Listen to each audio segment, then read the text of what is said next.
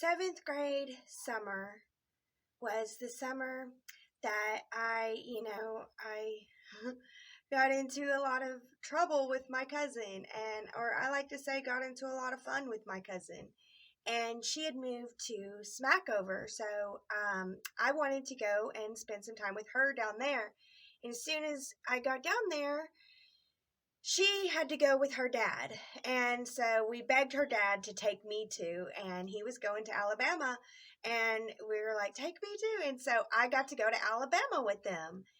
And in Alabama, it was really cool. We were staying at these people's house, and there was like this hippie dude with this gorgeous girlfriend who didn't pay us no mind. We were like two little kids that, she didn't want nothing to do with. But they did take us. They were like, you want to go cliff diving? And we were like, yeah. So we ended up going cliff diving in Alabama. That was a whole lot of fun. I do recommend that. It was a lot of fun. It was scary at first, but I faced my fear and dove off the cliff. And things like that, where it's like fun, but that was scary. That's what helps me face a lot of my fears in life, is remembering, you've had a lot of fun facing fears. So sometimes facing fears can be fun. It just is what it is. But yeah, she had lived in Alabama previously, and so she had a best friend there, and she wanted to stay the night with her friend and me too. And her parents agreed and let us stay the night with them. And well, oh goodness, we were not the best friend. I wasn't the best friend. I noticed that a lot of times in my telling my story, I talk about what other people do and did, as if, I didn't have any agency of my own. I did have agency of my own. It's just I let other people influence me. I'm the one that let other people influence me. I'm the one that did that. So he wanted to, across the street from this girl was a boy, and I guess he had a friend over too, and so wanted to go over there. And her friend was like, I don't think it's a good idea. She didn't want to disobey her parents, she had her friends over and didn't want to disobey her parents. But he and I were insistent, and we were like, we're going whether you are or not. We went over there and we're flirting with these boys, watching MTV and stuff. And I kissed for these boys, which I think was really stupid. And then at one point, I was like back in the bedroom with one, and she was in the living room with the other one. And he was like trying to get in my pants. We were like almost there, I was just like, I don't know what's going on. I was still a virgin. Busted in the door. I was like, what are you doing? And stopped it. And she was like, this isn't how you want to lose your virginity. And I was like, yeah, you're right. So it's really strange being a girl, because as a girl, it's like boys try to make your hormones take over, and they like are on the side of your hormones taking over until they push you to do it. And then they turn. They don't care about you, and they're like, look at you couldn't even stand up against your hormones, like you should have. And it's confusing, because as a girls, we're not really taught this. We're not taught, and I mean, I don't know how you could teach it. I'm sure that there's a way you could teach it, but yeah, we're not taught. And as a girl, it was, I'm lucky that broke in, and she was like, come on, we're going to the cemetery because it's nighttime and it's going to be really cool in the cemetery. And I agreed that it could be really cool in the cemetery. And I mean, it was, but it wasn't. I mean, nothing big happened, but in our little mind at the time, it was cool to be there. It was pretty neat. And we were walking around with these boys and giggling and laughing and teasing them. And then we had to go back, and of course, we went back to his house and we laid down. We were so tired, and her dad picks us up, and she let her mom and dad know what we did. She didn't want to be a rule breaker, bless her heart. Yeah, her parents talked to his dad, and he got upset about it, but it is what it is. And Lynn and I decided that we were gonna run away again. Like, screw these people. We know how to do on our own anyway, so we're gonna run away again. And so we took off running away, and this caused her dad to call my dad, and they do end up finding, like, my dad found us. He went straight to me. It's like he had some kind of pinging radar on me or something.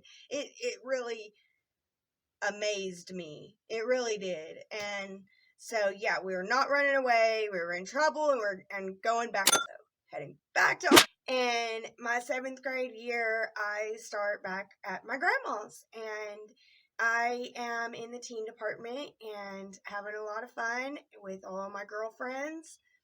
And I begin to feel really, really guilty for things that I've done, and I begin to pray for to get saved. And I begin to try to call her as often as I can to ask her to get saved. And I remember putting her on, we had like this Christmas tree where you would write the people that you want to get saved and put them on the tree.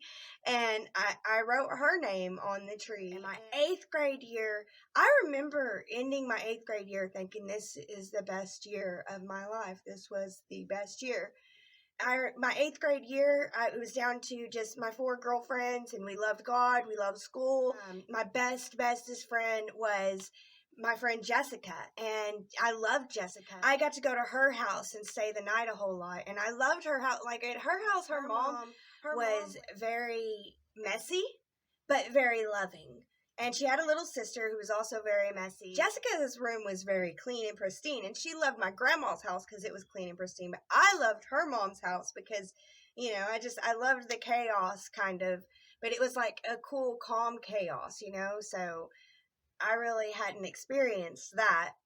And I do remember one time, and it's pretty embarrassing, but one time, it was time for me to leave Jessica's house, and at this time, I'm 14 years old, and I did not want to leave, and I threw a fit. I threw a toddler baby fit, and I could only imagine what Jessica's family thought of me, and I could only imagine how Jessica felt, thinking, my friend is doing this, and I climbed up a tree. It was like, I won't leave, you can't make me. And my uncle came to get me and pulled me down out of that tree. It was an embarrassing time. Like, I felt out of control. I felt out of control. I didn't want to go back to my grandma's for some reason, even though I knew it was time for me to go. I didn't need to stay with Jessica. I don't know, but it was another breakthrough. Another one of them big breakthrough times of my life. And, first one was 7, second one was 14. And this let me know that, I need to grow up. And Jessica was angry at me for a little while, understandably so. Yeah, I need to grow up, and I need to reevaluate my actions and my decisions. And so that's how it was 8th grade year.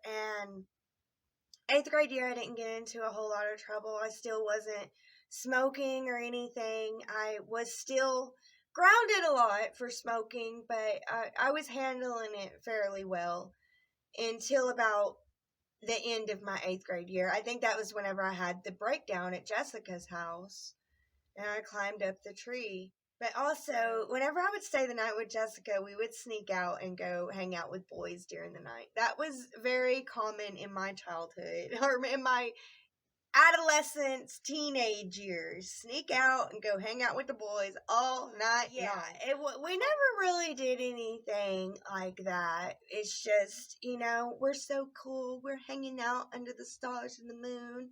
And, we might play Truth or Dare or something like that. Nothing big. But yeah, my 8th grade year, I do remember ending it thinking this is a really, really good year. At the end of the year, I wanted to try out for cheerleading because all I wanted to be was a cheerleader. I knew I wanted to be a Bologna cheerleader. I just knew I was going to be a Bologna cheerleader, and I couldn't wait to try out. And my grandpa, he talked to someone about it, and they talked about how it's the only sport that you end up having to pay a lot of money for. And so he told me no, I was not allowed to try out, and it broke my heart. But I can understand why, money is an issue, and nobody cares about the cheerleaders. But I didn't want to be nothing else. He convinced me to do basketball and try volleyball, and I tried both, and I got hit in the face with the ball both times, and I'm not good at sports with balls. I'm really not. I never wanted to be. I'm a peppy and uppity person, and I love doing jumps, and I love doing gymnastics. I love doing stretches. I love stretching. My body loves stretches, so I'm just not good with balls, but I'm good with flexing my body. So, and telling everybody, cheer up, guys. It's okay. So, I really wanted to be a cheerleader, and I did not get the chance to. But Lee made cheerleading in Smackover. So, I was so happy for her. Yeah, I end my 8th grade year, and I go back to the apartments where my mom lived for my 7th grade year. And so I'm here again. My brother's been here for a while, and I don't know. There was a little boy that lived down the street and with his grandpa, and he was, just like a year older than me, and he smoked cigarettes, and he was a bad boy, and got into all kinds of trouble. I was so sick of being in trouble all the time for smoking and stuff whenever I wasn't. So I thought that I could go to this boy and he would teach me how to smoke. And yeah, it sucked.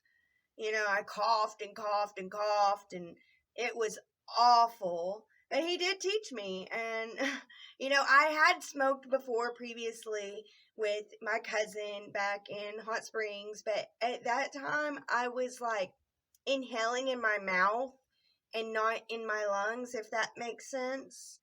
And yeah, whenever I smoked marijuana, I would inhale with my lungs. But, with cigarettes, and I started to get that dizzy feeling that you get whenever you first start smoking nicotine cigarettes, and I did like it, and I started craving it, and I pretty much considered myself an addict as soon as I started. I was like, I don't understand why they think that they're addict for having it for 15 years. I'm an addict now, and I think that that's set in stone.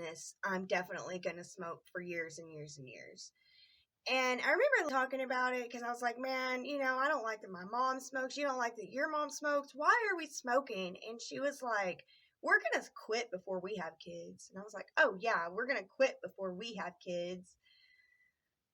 It didn't quite work out that way. And I felt whenever she said that, I was like, I don't think it's going to work out like that.